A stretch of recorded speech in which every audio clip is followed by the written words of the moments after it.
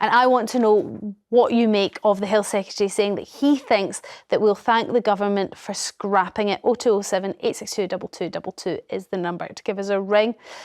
He was speaking to Sky News over the weekend. Have a listen to this. There are decisions we've made in the last 6 months, like on winter fuel allowance or other measures to raise money in the budget that were unpopular. The reason we've been willing to make unpopular decisions in the last 6 months is to get Britain out of the massive hole it was left in. So they might be unpopular decisions now, but I hope there'll be decisions that in the longer run people thank us for when they see the country improving.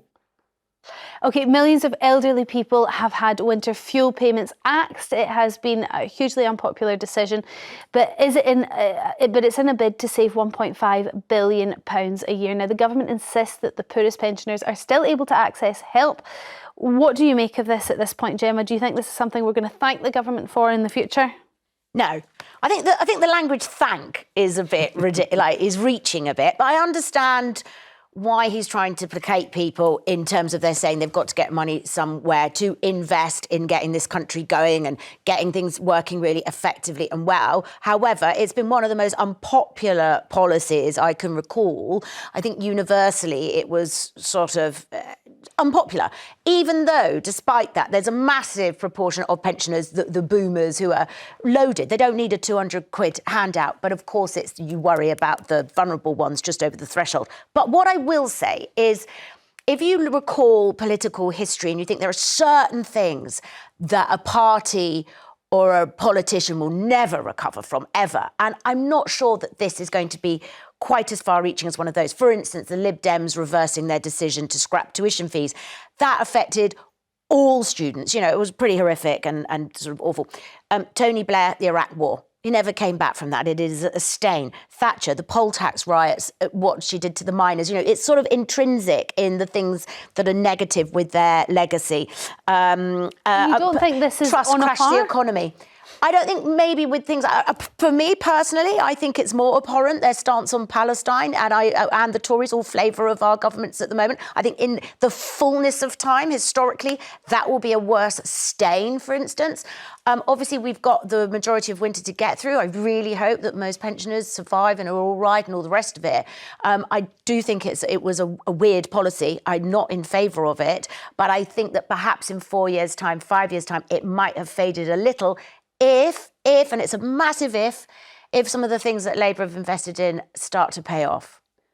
Or we look at the deaths over winter period, Exactly. and there isn't an excess death toll. Yeah. And if they seem pretty level, maybe this is something that Labour will recover from and actually say, look, this was a good principle. We have taken away a benefit that a lot of pensioners didn't need, and we still supported the ones that needed it the most. Well, it'll be very difficult for anyone to thank the Labour government if they're frozen to death as a result of their policies, and I would be astonished if there aren't a very large number of excess winter deaths this year, especially as we were just seeing with all the snow that we've already had, and I don't think the weather is going to get balmy anytime soon. The problem for Labour on this is I totally understand politically the argument in favour of, at the very start of a term in office, doing something unpopular that bears fruit by the end of the term, people turn around and thank you. I think one thinks, you probably wouldn't, but I would think of Margaret Thatcher's first term, incredibly unpopular at the start. The industrial reforms start bearing fruit, the recession ends come the 1983 election. This is £1.5 billion. Yeah. It's an accounting error in terms of government funds. It's not a radical reform. If this were health service reform or rail reform, something that lots of people will benefit from, I can understand that argument. 1.5 billion for something that I will make the prediction has already killed a lot of pensioners is not something people are going to turn. Then, well, what are you basing that on? Well, I think it's been very cold. People will have been put off I think because it's such a sad... I think excess deaths will have already risen. Of course, and that's awful, but we don't know that for sure yet, and we kind of all obviously hope that that isn't the case, and because it's a bit frightening. And of course, the argument is the threshold should have been different. They should have mean tested it. Their argument is if you're on state pension benefits, yes, you still get it. So the most needy still get it. Okay. Yeah, It shouldn't have been a cliff edge. No, I agree. I agree. We're going to have to take a quick break, so we're going to put this on pause. We are going to return and take your calls on this in just a moment. Will you be thanking the government for axing the winter fuel payments in the future? That's the claim of the Health Secretary, but do you agree with them? 0207 862 2222 is the number.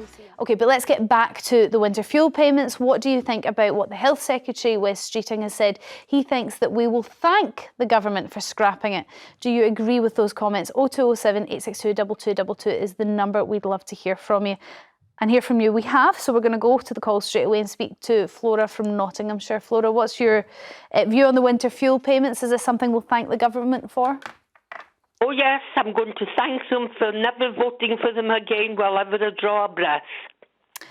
If it transpires that they have invested the 1.5 billion into something that has flourished and done wonders for the country, and we are more economically prosperous and we don't see an increase in deaths of the elderly over this winter, do you think then there's a chance that actually maybe we will be thanking them? No, not a chance. No balls chance in hell. Not even if it turns out to be a good decision? No.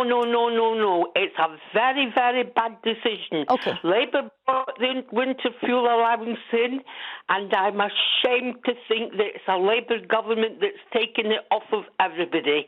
It's okay for the likes of Rachel Reeves with the money that she's on, but I've got my heating on full blast to keep me warm at the moment because we've got snow and ice everywhere, and the bill's going to go through the roof. And are you going to struggle to pay that this winter? Yes, but it's going to be coming out of life savings, not week-to-week living. I mean, is there an argument to say that that's what everyone's doing in a cost of living crisis, that we're having to dip into life savings? I think that there's a lot of people just slightly above the threshold that's going to be either heating themselves or they're going to end up dying. And Labour, Rachel Reeves, will have those deaths on her conscience for the rest of her life. All right, sorry, yes. I tell you, the other people that are reprehensible, the energy companies, you know, putting the price of our energy up so high when they're still giving out huge payouts to their shareholders. Although it is worth saying in the same breath that if you are struggling to pay your electricity bills or you don't know if you're going to be able to pay it, contacting your provider is probably the best approach initially, because they are open to having conversations and putting in payment plans and things. Just the last thing we don't want is people just not speaking to them, or turning off their heating. Very cold. Yeah. Exactly, or turning off the heating. There are ways around it, but the first port of call might be just speaking to your provider, regardless of how you feel about their politics and their policies. Flora, thank you very much for your call. Joey from Essex, what's your thoughts? Well, I thank the government for doing it, and I'll be very unpopular with my very best friend, but I don't think she puts the radio on, so it might not so bad. But I just think, you know, a lot of these people, the lady just said she's going into her life savings. Well, save your life and use some of your savings.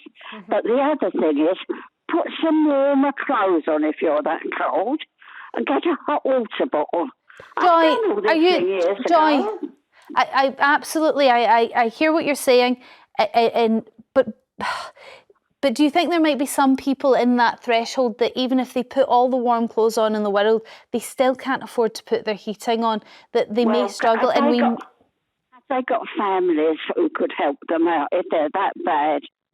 Do we want to put pensioners who have contributed all their life, do we really want to put them in a position where they are relying on their families, most likely their children?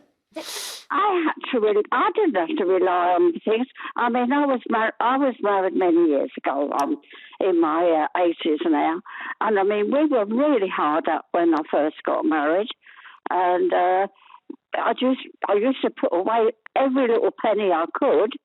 I didn't have life savings then because my husband didn't get enough money to have life savings. I did use everything.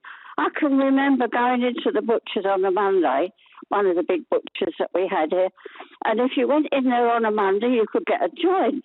for half price, Okay. Things Yeah. like that, because we didn't have freezers and refrigerators.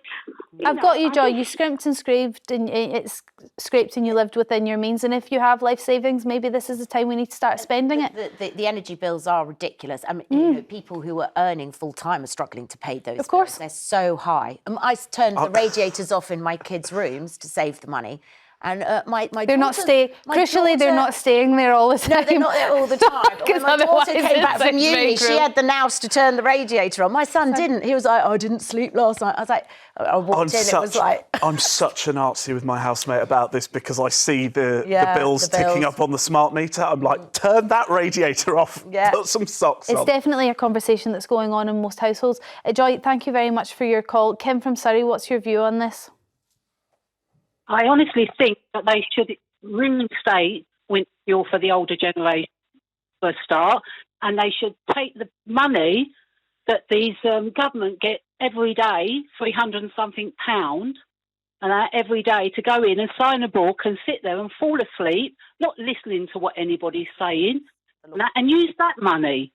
What's wrong with that money? It's our money, the taxpayers' money. I don't think it's one.